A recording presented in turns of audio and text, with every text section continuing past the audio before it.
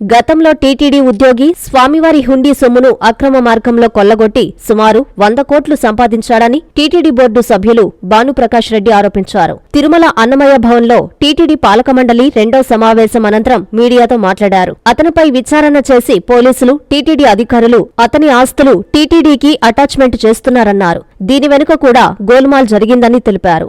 దానిపై పూర్తి స్థాయిలో విచారణ తిరిగి చేయాలని టీటీడీ చైర్మన్ బీఆర్ నాయుడికి వినతి ఇవ్వడం జరిగిందన్నారు. ఇందుకు వాళ్లు సానుకూలంగా స్పందించారన్నారు. తనకున్న సమాచారం మేరకు 200 కోట్లు సంపాదించాడని భానుప్రకాష్ రెడ్డి అనుమానం వ్యక్తం చేశారు.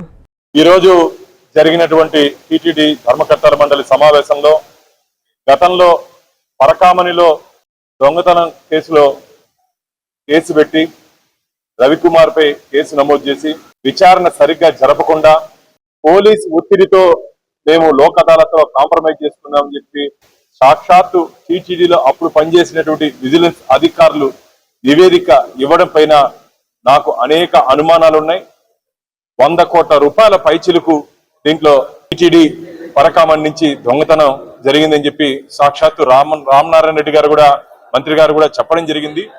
నేను దాన్ని తిరిగి ఈరోజు ఒక ఎంక్వైరీ కమిషన్ ని టీటీడీ బోర్డు ద్వారా ఈరోజు నేను చైర్మన్ గారికి, ఈఓ గారికి వినతి పత్రం ఇవ్వడం జరిగింది. ఒక ఎంక్వైరీ కమిషన్, ఒక సిట్టింగ్ జడ్జు, అలాగే ముఖ్యంగా హైకోర్టు సిట్టింగ్ జడ్జు, మిగతా దానిలో కమిటీని రాష్ట్ర ప్రభుత్వం క్షుణ్ణంగా కానీ పరిశీలిస్తే దీంట్లో అప్పుడు పనిచేసినటువంటి చాలా మంది అధికారుల చేతుల్లోకి కోట్ల రూపాయల చేతులు మారాయని చెప్పి భక్తుల నుంచి అనేక ఫిర్యాదులు వస్తున్నాయి.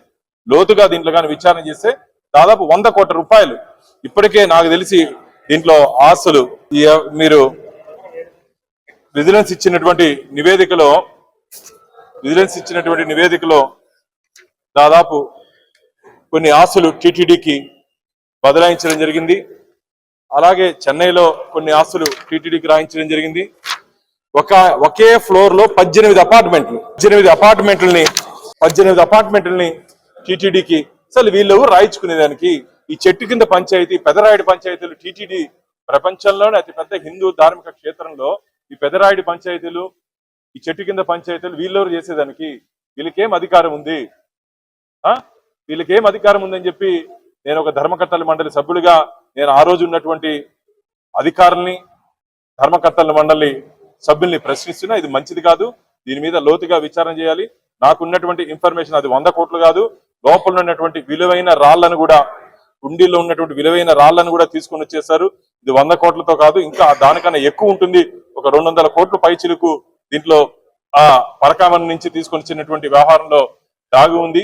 దీంట్లో అందుకని ఎంక్వైరీ కమిషన్ ద్వారా దీన్ని లోతుగా విచారణ చేస్తే ఖచ్చితంగా రాబో రోజుల్లో ఆ రోజు ఎవరెవరు తప్పు చేశారో, ఎవరెవరు దీంట్లో పాత్రదారులు, సూత్రధారులు, అసలు దీంట్లో మీరు విజిలెన్స్ రిపోర్ట్లు మీరు కానీ గమనించినట్టయితే ప్రెజర్ ఫ్రమ్ పోలీస్ డిపార్ట్మెంట్ అంట.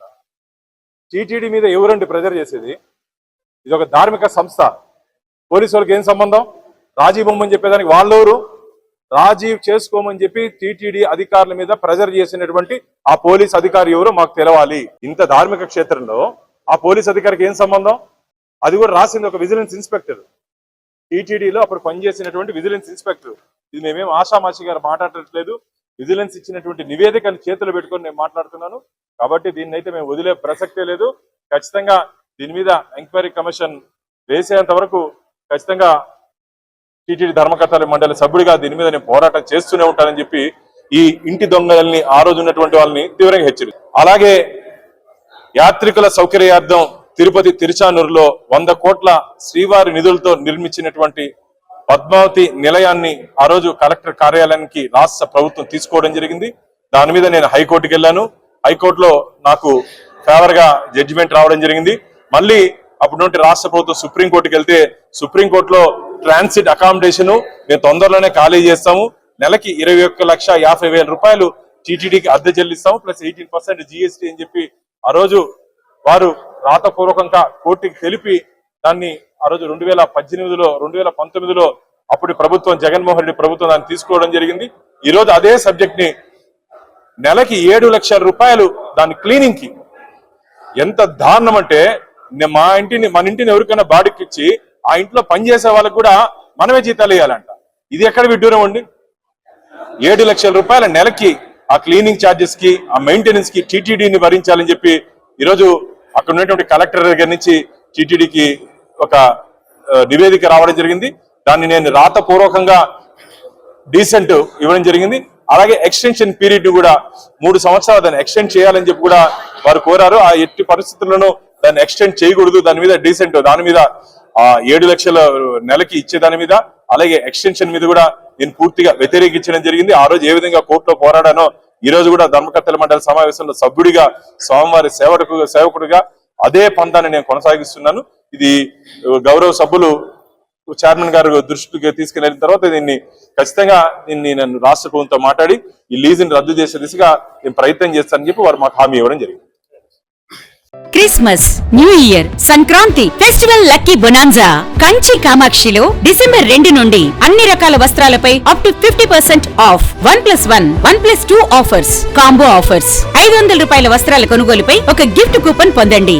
డైలీ డ్రాలో 5 gifts, weekly draw TVS Scooty, new year draw 1 couple Malaysia trip, bumper draw Tata Tiago XE, linen batik print 1350 రూపాయలు 50% ఆఫ్. కళ్యాణ పట్టు 19,998 రూపాయలు 50% ఆఫ్. ఆకృతి పట్టు 3000 50% ఆఫ్. కనకధార పట్టు 6,686 రూపాయలది 4,450 రూపాయలకే. కుర్తి 399 రూపాయలకే 2 పీసెస్. పటియాలా సెట్ 899 రూపాయలకే 2 పీసెస్. డ్రెస్ మెటీరియల్స్ 999 రూపాయలకే 2 పీసెస్. లేడీస్ లాంగ్ ఫ్రాక్స్ 3,299 రూపాయలకే 2 పీసెస్. ఇంకా కాంబో ఆఫర్లు. కంచి కామాక్షి మహిళలకు ప్రత్యేక వస్త్రాలయం, మాగుంట లేఅవుట్, నెల్లూరు.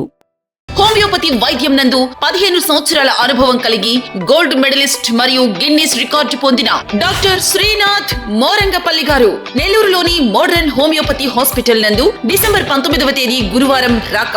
ప్రత్యేకతలు: hepatitis B, spondylitis, piles, fissure, fistula, కిడ్నీలో రాళ్లు, migraine, sinusitis, asthma, psoriasis, skin allergies మొదలగు వ్యాధులకు చూడబడును. అపాయింట్మెంట్ కొరకు సంప్రదించండి. Modern homeo hospital, Sabari Srirama Mandiram road, MGB mall street వెనుక, దర్గామిట్టా, నెల్లూరు.